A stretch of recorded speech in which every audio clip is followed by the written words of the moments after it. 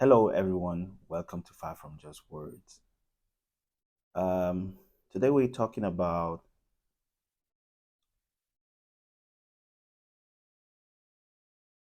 mineral resources in Africa and vis-a-vis the uh, interference of the government and certain individuals in high positions.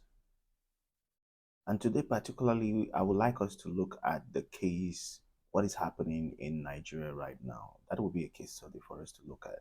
From there, we can analyze the situation in Cameroon, where I'm from, and in your own country where you're from, and you can look at it from that point of view, right?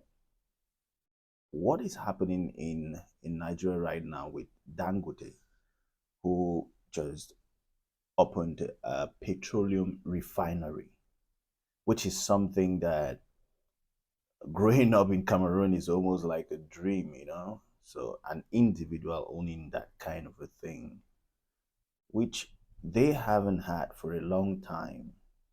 They've mostly had, in Cameroon, we at least have Sonara, we have something like that, right? So, but it's government, it's owned by the government, but partly owned by the government, but they didn't have, so they import a lot of their petrol from outside. So now the question is, this individual has brought honor to the country, Nigeria, and and has also stepped into bigger shoes. But the thing that is disturbing that I want us to look at today and try to analyze is the fact that while someone is trying to grow, not just some individuals in high positions trying to bring you down, but the government itself is trying to bring you down in very uncertain manner. Like on in a very unsettling manner. Like I asked myself, like, wouldn't this just be a pride? And by the way, owning your own petrol reduces the price. You the prices will go lower so that people can get petrol at cheaper prices, and everyone can fuel the generators for light in the evening. Since light is a problem in the whole of Africa, like we don't have rivers and dams, please. I don't. We'll talk about that another time. So I keep asking myself, like, this is the same thing that happens in most African nations. It almost seems because when we talk about the government, it's not an institution that that is somewhere. It's a group of people that we voted in, and civil servants, we might just call them civil servants, and they are there in order for the country to grow, but somehow we are going backward instead of going forward. Now, low prices, what would low prices in petrol help other people? It will help in so many ways. In so many ways. Now, if if most of African governments and in entities could or individuals could see this, just not, more than just an individual, it's the guy's own, all right, him and his shareholders, but as something that is an honor, that this is something we own, this is a milestone, and we can take this and generate wealth, because by the way, he pays taxes. I heard that last year or this year he paid almost some 100 and something or 14 billion in taxes, something like that, along that line. Billion, at least I'm sure about the billion in taxes. Imagine, billion in taxes.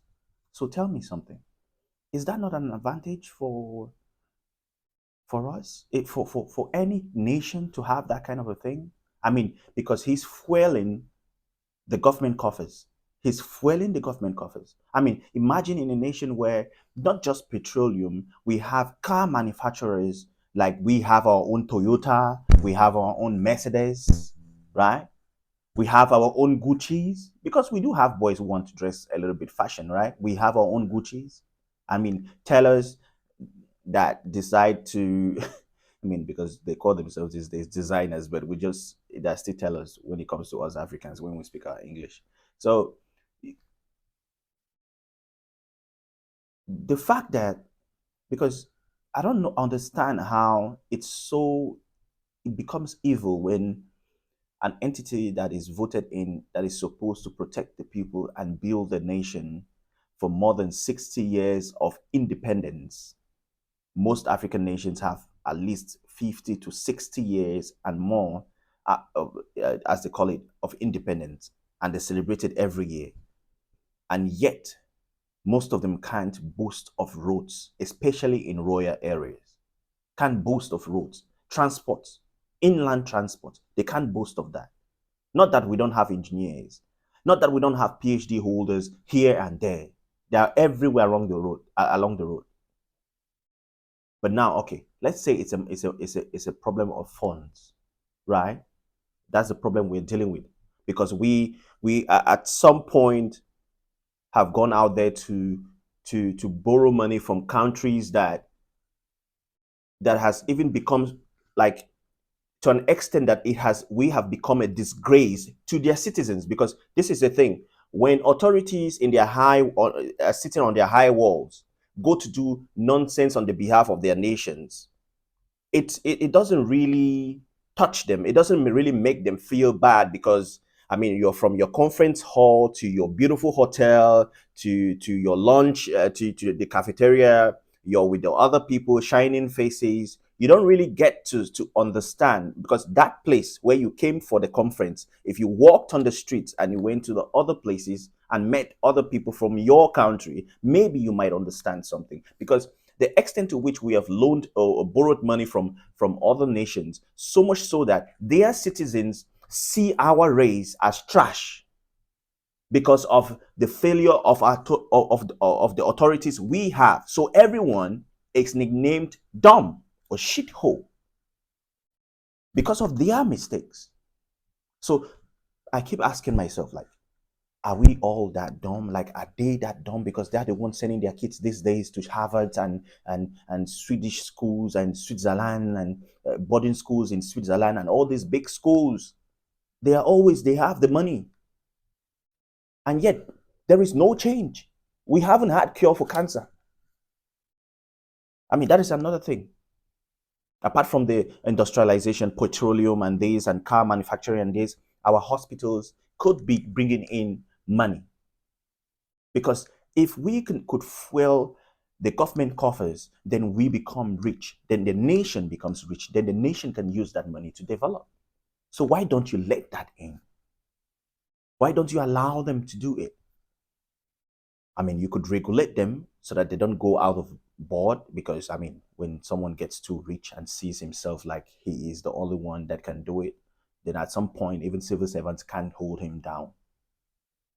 He becomes like a god. But then you could regulate those things. Because the truth is, people like Dangote are supposed to be rich, not the civil servant.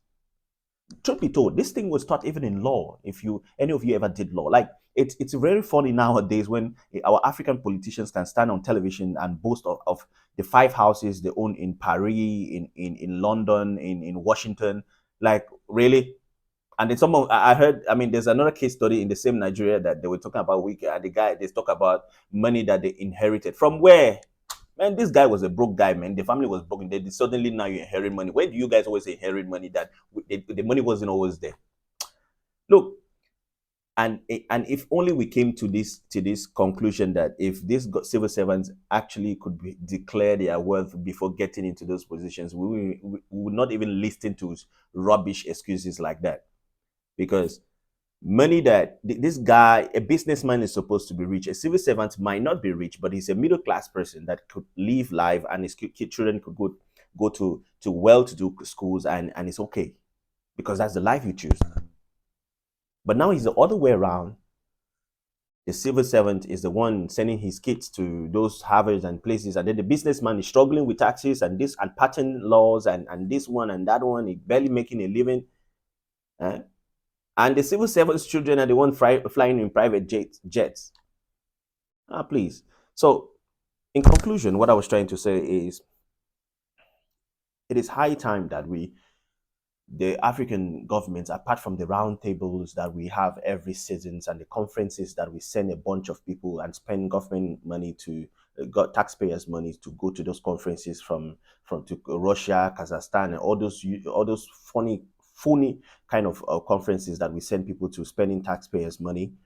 We could actually start taking action to allow some individuals or organizations or enterprises to actually generate worth. If they generate worth, they can pay taxes, and those taxes could get into government coffers and actually allow the government to perform its duties.